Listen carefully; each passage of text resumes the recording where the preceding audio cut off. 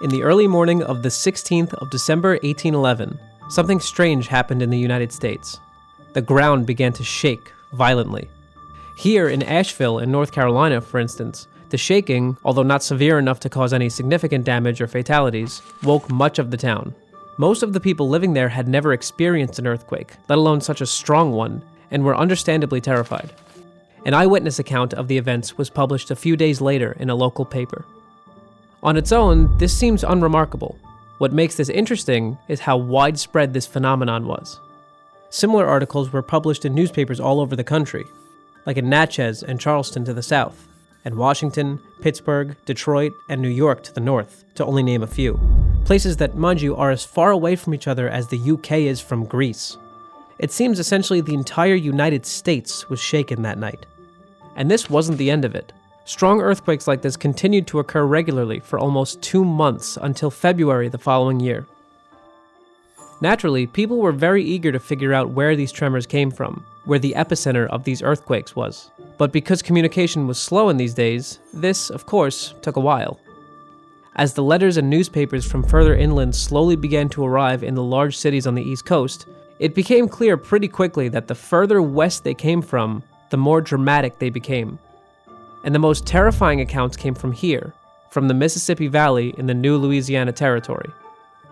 What the people of this region had experienced in the winter of 1811 and 1812 is without question the most remarkable but also horrifying series of earthquakes that took place in the United States. In total, over 2,000 earthquakes shook the region, of which some reached a magnitude of 7 and even 7.5 or greater. These were, by many measures, the strongest and most powerful earthquakes ever in the contiguous United States, and they happened, notably, in a very unusual place. In a place that you wouldn't normally think of when you think of earthquakes in the US, not somewhere along the west coast, but instead right in the center of it, near the town of New Madrid. But what's perhaps even more surprising is that even today, more than 200 years later, we still don't exactly know what caused them.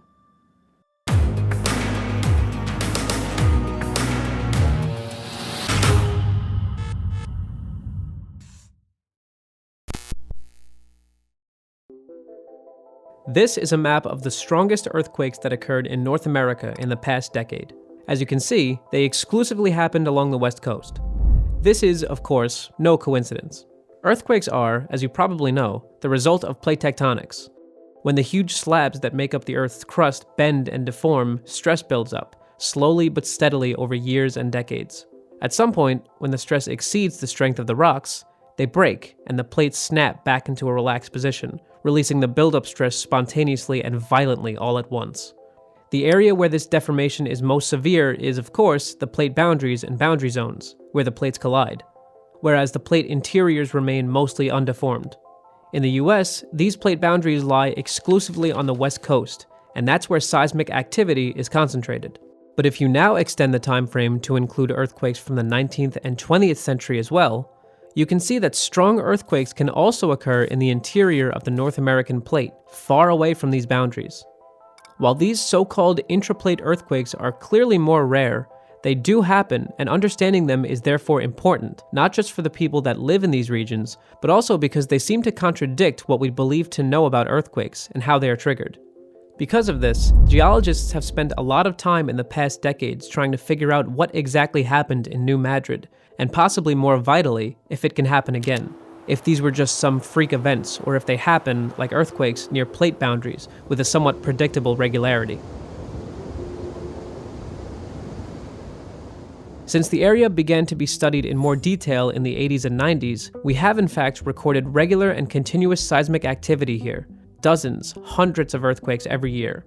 Most of them are too small to be felt, but they clearly show that something is happening here. And this is not the only place where this happens. Although certainly the most active and best studied seismic zone, zones of this localized seismic activity could also be identified in other places in the interior of the North American plate, like here, here, and here. And if history is any indication, which for earthquakes is usually the case, then these zones are very much capable of producing large and potentially devastating earthquakes, comparable in magnitude to earthquakes near plate boundaries.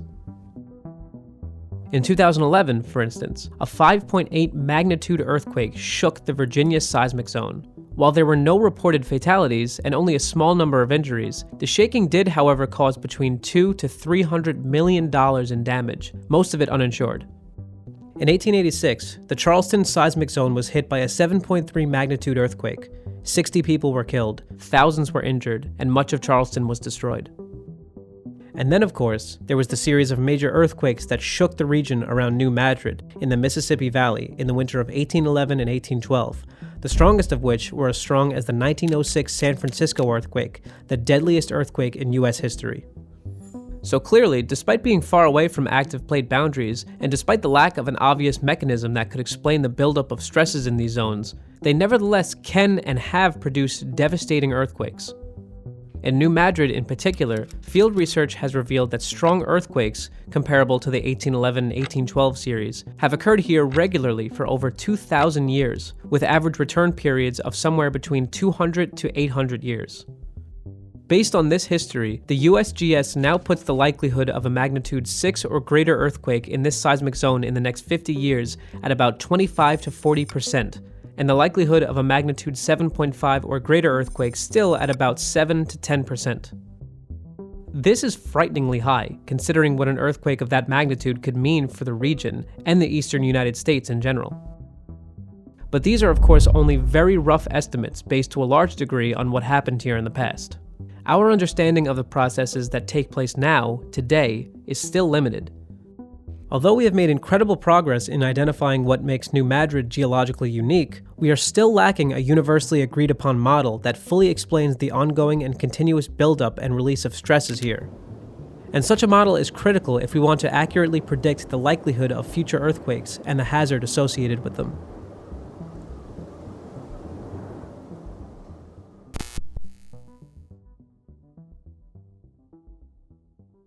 At the time of the earthquakes, New Madrid and the land surrounding it had only been part of the US for a few years. Before that, the region was, as part of the Louisiana Territory, owned by, going backwards in time, the French, the Spanish, and again, the French. The town was established in 1789 as a Spanish colony composed mostly of American settlers that, as a condition to settle there, had to take the oath of allegiance to the Spanish king. That's why the town is called New Madrid, although it is pronounced differently today.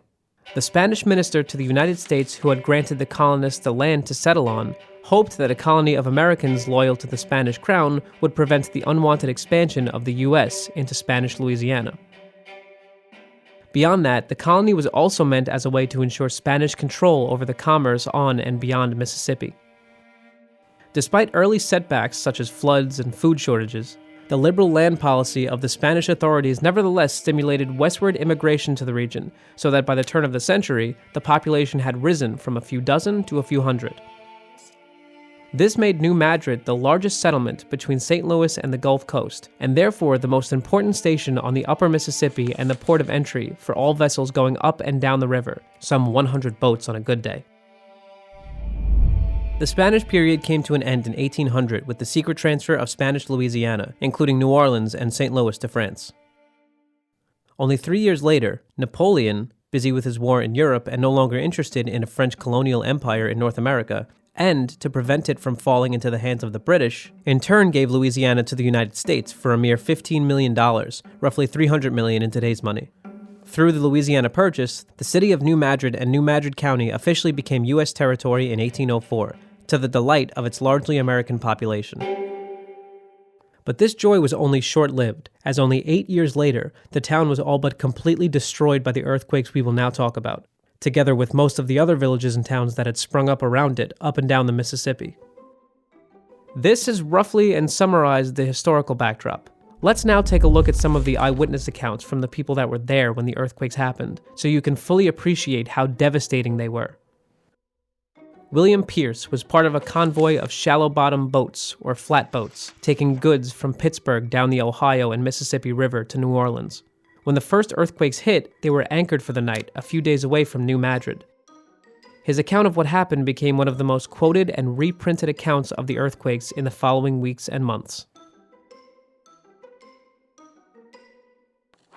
Precisely at 2 o'clock on Monday morning, we were all alarmed by the violent and convulsive agitation of the boats, accompanied by a noise similar to that which would have been produced by running over a sandbar. Every man was immediately roused and rushed upon deck. The idea of an earthquake then suggested itself to my mind, and this idea was confirmed by a second shock, and two others in immediate succession. These continued for the space of 8 minutes. So complete and general had been the convulsion, that a tremulous motion was communicated to the very leaves on the surface of the earth. A few yards from the spot where we lay, the body of a large oak was snapped in two, and the falling part precipitated to the margin of the river. The trees in the forest shook like rushes. The alarming clattering of their branches may be compared to the effect which would be produced by a severe wind passing through a large canebrake. Exposed to a most unpleasant alternative, we were compelled to remain where we were for the night, or subject ourselves to imminent hazard in navigating through the innumerable obstructions in the river. Considering the danger of running twofold, we concluded to remain. At the dawn of the day, we experienced a fifth shock more severe than either of the preceding. It was indeed most providential that we have started, for such was the strength of this last shock, that the bank on which we were but a few moments since attached was rent and fell into the river, whilst the trees rushed from the forests, precipitating themselves into the water with force sufficient to have dashed us into 1,000 atoms. It was now light, and we had an opportunity of beholding in full extent all the horrors of our situation. During the first 4 shocks, tremendous and uninterrupted explosions resembling a discharge of artillery was heard from the opposite shore. At that time, I imputed them to the falling of the riverbanks. The 5th shock explained the real cause. Wherever the veins of the earthquake ran, there was a volcanic discharge of combustible matter to great heights. An incessant rumbling was heard below, and the bed of the river was excessively agitated. Whilst the water assumed a turbid and boiling appearance near our boat, a spout of confined air breaking its way through the waters burst forth, and with a loud report, discharged mud, sticks, etc. from the river's bed at least 30 feet above the surface. These spoutings were frequent, and in many places appeared to rise to the very heavens. Large trees, which had lain for ages at the bottom of the river, were shot up in thousands of instances, some with their roots uppermost and their tops planted. Others were hurled into the air. Many again were only loosened and floated upon the surface. Never was a scene more replete with terrific threatenings of death. With the most lively sense of this awful crisis, we contemplated in mute astonishment a scene which completely beggars description, and of which the most glowing imagination is inadequate to form a picture. Here, the earth, river, etc., torn with furious convulsions, opened in huge trenches, whose deep jaws were instantaneously closed. There, through 1,000 vents, sulphurous streams gushed from its very bowels, leaving vast and almost unfathomable caverns. Everywhere, nature itself seemed tottering on the verge of dissolution. During the day, there was with very little intermission a continued series of shocks, attended with innumerable explosions like the rolling of thunder. The bed of the river was incessantly disturbed, and the water boiled severely in every part. I consider ourselves as having been in the greatest danger from the numerous instances of boiling directly under our boat. Fortunately for us, however, they were not attended with eruptions. One of the spouts which we had seen raising under the boat would inevitably have sunk it, and probably have blown it into 1,000 fragments. Our ears were constantly assailed with the crashing of timber. The banks were instantaneously crushed down, and fell with all their growth into the water. It was no less astonishing than alarming to behold the oldest trees of the forest, whose firm roots had withstood 1,000 storms and weathered the sternest tempests, quivering and shaking with the violence of the shocks, whilst their heads were whipped together with a quick and rapid motion. Many were torn from their native soil and hurled with tremendous force into the river. One of these, whose huge trunk at least 3 feet in diameter had been shattered, was thrown better than 100 yards from the bank and planted into the bed of the river, there to stand a terror to future navigators. Several small islands have been annihilated, and from appearances, many others must suffer the same fate. As we descended the river, everything was a scene of ruin and devastation. This horrifying description of the events on the 16th of December was mirrored by many other people that lived and worked in the northern part of the Mississippi Valley at that moment in time. And this was, if you remember, only the beginning. Besides the aftershocks, which continued for months, years, even decades, there were 2 more major shocks as strong and even stronger as the first ones. This is another reason why this series of earthquakes is so unique, because it was a whole chain of major earthquakes that happened in relatively quick succession, triggered by a complex network of faults. The next main shock happened on January 23rd the following year, and the final on the 7th of February. The last one was also the strongest one, with an estimated magnitude of 7.5 to 7.8. It happened here, right in the center of the New Madrid seismic zone, between the two faults that had triggered the earlier earthquakes. Unlike the previous shocks, which were triggered by strike-slip faults that result mostly in horizontal offset, this final earthquake happened on a thrust fault which produces vertical offset. Unsurprisingly, the effects the earthquake on February the 7th had, particularly on the river, were much more severe. Of course, the shape of the Mississippi was very different back then. It looked more like this, although this is probably also not entirely accurate. East of this line, the land subsided. To the west, it was lifted up. The difference in elevation was about 5 to 6 meters, or 20 feet. Because the fault cut through the rivers in two places, the uplift caused two huge rapids or waterfalls spanning the entire breadths of the Mississippi. It even temporarily blocked the flow of water and pushed it back, so that the whole river, the largest river in the US, mind you, ran backwards against its natural current for almost an hour, carrying boats many miles upstream. This is the retelling of an account by a boatman who was on the river when that happened, moored about 13 miles above New Madrid. He was awakened by a tremendous roaring noise, felt his vessel violently shaken, and observed the trees over the bank falling in every direction. He immediately cut his cable and put off into the middle of the river, where he soon found the current changed, and the boat hurried up for about the space of a minute with the velocity of the swiftest horse. He was obliged to hold his hand to his head to keep his hat on. On the currents running its natural course, which it did gradually, he continued to proceed down the river, and at about daylight he came to a most terrific fall, which, he thinks, was at least 6 feet perpendicular, extending across the river, and about half a mile wide. The whirls and ripplings of this rapid were such that the vessel was altogether unmanageable, and destruction seemed inevitable. He and his men were constantly employed in pumping and bailing, by which, and the aid of Providence, he says, he got safe through. On his arrival at New Madrid, he found that place a complete wreck, sunk about 12 feet below its level, and entirely deserted. Its inhabitants, with those of the adjacent country, who had fled there for refuge, were encamped in its neighborhood. He represents their cries as truly distressing. Of nearly 30 loaded boats, only this and one more escaped destruction. Several lives were lost among the boatmen. New Madrid was indeed most severely affected by the earthquake, being only 10 miles away from the epicenter and a mile or two above where the fault cut the Mississippi a second time. Eliza Bryan, a schoolteacher and one of the few people that had not fled the region after the town's initial destruction 2 months earlier, gave us this vivid description of what the effects of the earthquakes looked like, including the last one of the main shocks. She writes, "On the 7th, about 4 o'clock a.m., a concussion took place so much more violent than those that had preceded it.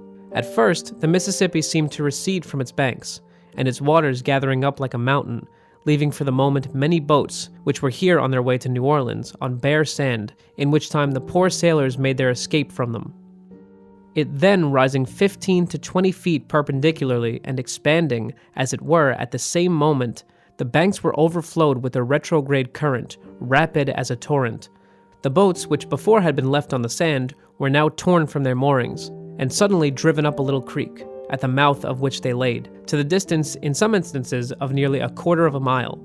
The river, falling immediately, as rapid as it had risen, receded in its banks again with such violence that it took with it whole groves of young cottonwood trees, which ledged its borders. They were broken off with such regularity, in some instances, that persons who had not witnessed the fact would be difficultly persuaded that it had not been the work of art. A great many fish were left on the banks, being unable to keep pace with the water. The river was literally covered with the wrecks of boats, and it's said that one was wrecked in which there was a lady and 6 children, all of whom were lost. In all the hard shocks mentioned, the earth was horribly torn to pieces. The surface of hundreds of acres was, from time to time, covered over in various depths by the sand which issued from the fissures, which were made in great numbers all over this country, some of which closed up immediately after they had vomited forth their sand and water.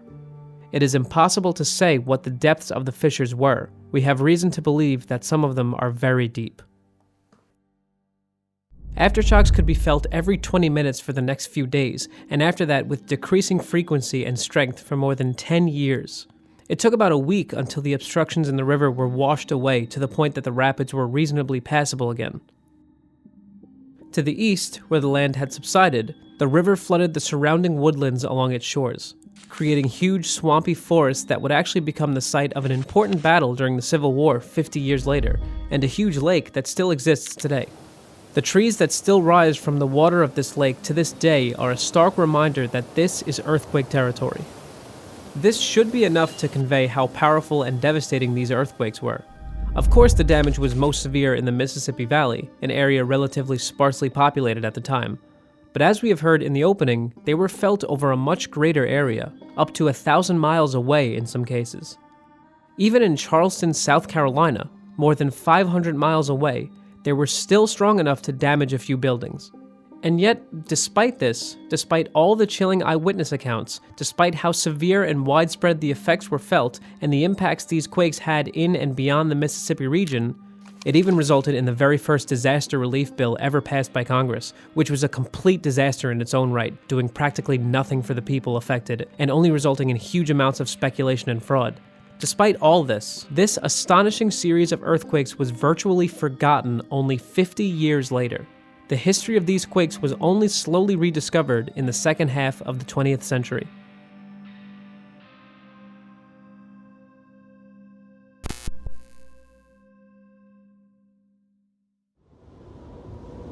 One question that is obviously impossible to avoid when talking about these historic earthquakes is what would happen if something similar happened today?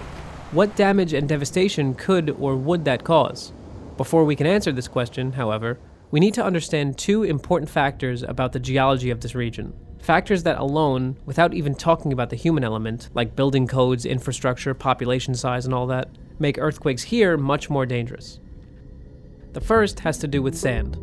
The entire Mississippi floodplain is essentially one giant pit of sand, hundreds of meters deep in some places. The sand was deposited here by two forces. The first is, of course, the Mississippi itself. When rivers flow from the highlands and mountains where they originate down into the lowlands, they carry sediments with them, sand, silt, and clay. Some of that is deposited on the floodplain as the river meanders across it over the centuries and millennia, and the rest makes its way into the ocean, usually. How much sediment rivers can transport is illustrated very well by the Mississippi River Delta, a stretch of land that today is inhabited by over 1 million people, most notably in New Orleans. But 4,000 years ago, when on the other side of the ocean the pyramids were being built, none of this land did exist.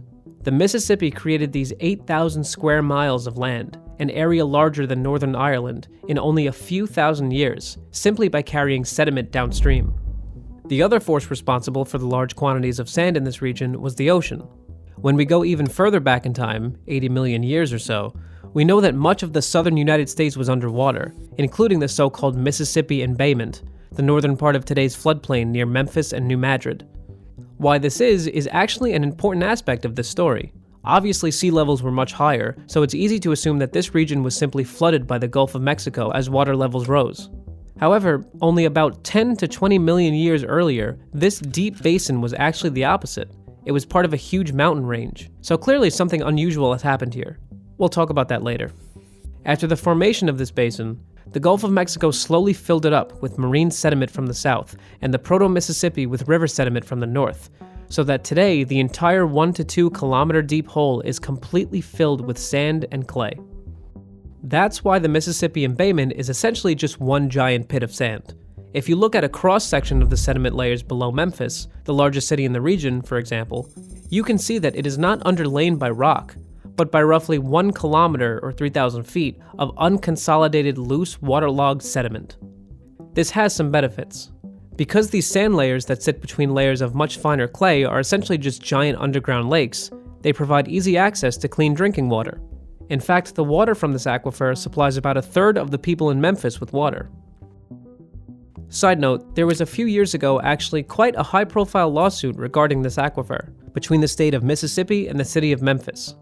Because Memphis sits right at the border with Mississippi and big parts of the aquifer also lie below its territory, Mississippi alleged that the city of Memphis, specifically the Memphis Light, Gas, and Water Division, had, over multiple decades, unlawfully pumped hundreds of billions of gallons of groundwater that naturally occur under Mississippi out of the aquifer, and sued the city for almost $1 billion in damages.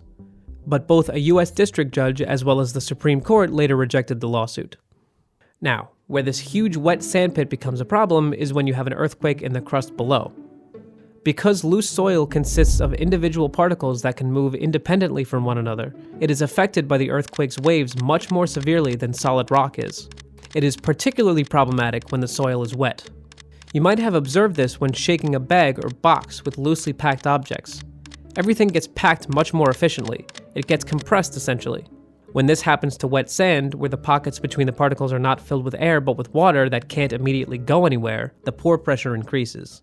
This reduces the friction between the individual particles. It pushes them apart essentially, to the point that during strong earthquakes of magnitude 5.5 or higher, friction can actually reduce to zero, meaning the sand particles can move around freely and the soil essentially starts to behave like a viscous liquid. This is known as soil liquefaction, and it is one of the most destructive earthquake hazards. It essentially turns the ground into quicksand, which, needless to say, results in tremendous damage to things built on top of it.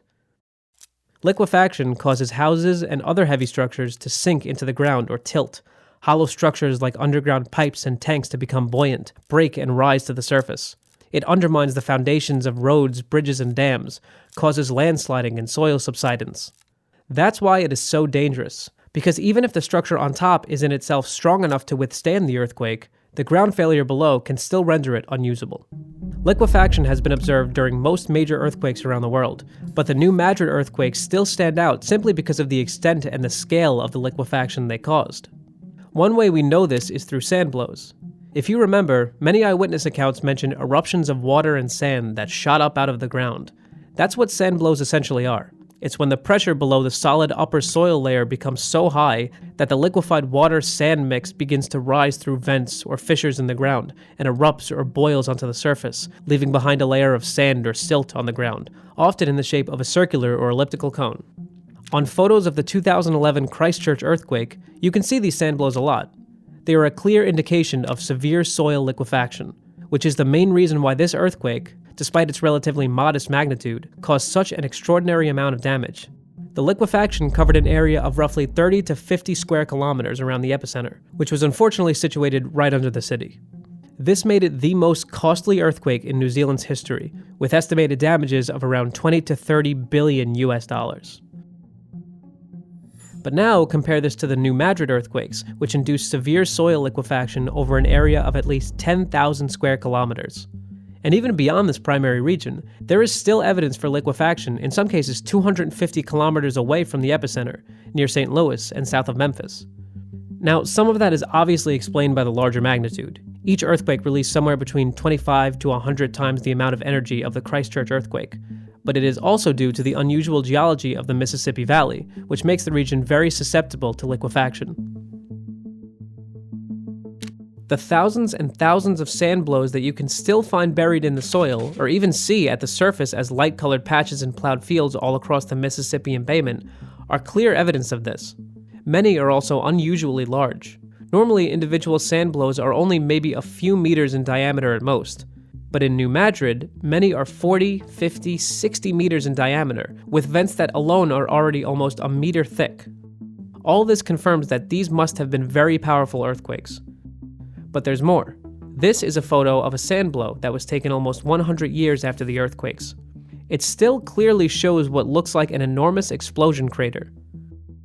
We now know that in extreme cases when the pressure builds up too fast or the top soil layer is too strong, it can actually lead to so much hydraulic pressure underground that the sand blow will literally explode, throwing not just water and sand, but also everything that's in the ground, like stones, rocks, and in the case of the Mississippi floodplain, often a coal-like substance many meters into the air. According to the eyewitness accounts, this happened a lot during the New Madrid earthquakes.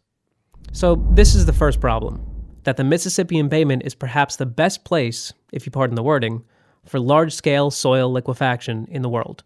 One more side note. New Madrid is, of course, not the only place where this has happened, the explosion of liquefied sand. Similar craters formed, for example, during strong earthquakes in India and Yellowstone. And this picture from before is actually from southern Italy, which was hit by a not dissimilar series of unusual earthquakes in the year 1783, which killed over 30,000 people. A few years ago in Spain, the remnants of an ancient Roman city were unearthed just a few kilometers east of Madrid, the old Madrid, if you will. At its time, it was likely one of the largest cities in the region, until the 4th century, when it was, together with its neighboring towns, abruptly abandoned and rebuilt elsewhere after what looks like a strong earthquake shook the region. One of the most notable earthquake features archaeologists uncovered were these distinct explosion craters right in the city, which seems to have formed during the earthquake as a result of the liquefaction of the river sediments that the city was built on. Many of these craters are at least 2 to 3 meters in diameter and lie, in some cases, directly under the houses. Imagine for a minute what kind of terrifying experience this must have been, especially considering this was more than 500 years before any human-made explosion. Curiously, at the bottom of these craters, archaeologists have found dozens and dozens of tools, such as knives, billhooks, and axes. It looks like they were thrown into the craters after the explosions by the Romans, possibly as a means to appease the gods, who they undoubtedly blamed for this catastrophe. But back to the new Madrid.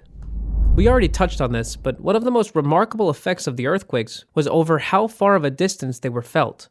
They woke up people in New York City and beyond, 1,000 miles away from the epicenter. Why is best explained by this image. It shows the thickness of the North American plate. This large blue area, which includes basically everything east of the Rocky Mountains, is where the plate is the thickest, 200 kilometers or more. The west coast of the United States, on the other hand, only has a thickness of less than 100 kilometers. That's because it is much younger. It formed only during the last couple of 100 million years. While this part of the North American plate formed 1.5, 2, and to a large degree even more than 2.5 billion years ago. As a result, the crust under the central and eastern United States is much colder, and most importantly, much denser than the crust below the western United States. Think of it that way. The western crust is like a piece of wood, not very dense with lots of air pockets that can absorb shock waves, while the eastern crust is more like a piece of metal that can transfer vibrations really, really well and over large distances. Let's now compare what happens when you have two equally strong earthquakes in these very different parts of the continent. This is a Did You Feel It map, compiled by the USGS for a 5.7 magnitude earthquake in Greenville, California in 2013. It is essentially data collected from the population about where and how strong the earthquake was felt, which is then compiled into this color-coded map. Yellow and orange mark strong and very strong shaking that caused minor to moderate damage. This was mostly felt in the immediate epicenter region. Blues and greens mark zones with weak to light shaking that didn't cause any damage but could nevertheless be felt. This zone extended, for this particular earthquake, maybe 200 to 300 kilometers in every direction. Beyond that, the seismic waves became too weak to even be felt. Now, let's compare this with an equally strong earthquake in the eastern United States. This is the 2011 Virginia earthquake. The zoom factor is exactly the same. The difference is pretty obvious right off the bat. We have severe and violent shaking near the epicenter that can and has caused significant damage to houses in that region. But more importantly, for this comparison, we have a very large area of strong and very strong shaking extending all the way to Washington and Baltimore. Landslides were still triggered 250 kilometers away from the epicenter, 200 kilometers further than during any similar-sized earthquake on the West Coast, and indeed elsewhere in the world. This increases the area where landslides are expected to occur in this region by 20 times. This increase is also mirrored in how far the earthquake was felt. If we zoom out, you can see that this area too is about 20 times larger. Here's the data for another earthquake of that magnitude in Oklahoma in 2016, which is a bit closer to the new Madrid seismic zone. These three earthquakes released the same amount of energy, and yet they were felt much, much further in the east, which shows that you can't really compare them, even if, or precisely because, they had the same magnitude. By now you should understand why, from a geological standpoint alone, this is a very bad spot for strong earthquakes. First, you have an old, dense crust that can transfer seismic waves really, really well over very large distances, and then, on top of that, in particular in the epicentral region of the Mississippi Valley, you have a huge area of loose waterlogged sediments which will shake like crazy. And if all of this wasn't already bad enough, the damage potential is of course even further amplified by the fact that this part of the country isn't even remotely as prepared for strong earthquakes as, say, California is, both from an engineering but also from a societal standpoint. We will talk about that in more detail in part 2. Now, one thing we also haven't touched on thus far is, of course, why earthquakes happen here. For that, we have to dive a bit deeper into the geology of the New Madrid seismic zone, which, because this video is already very long, we will also have to do next time. Hopefully, you will join us for this video too.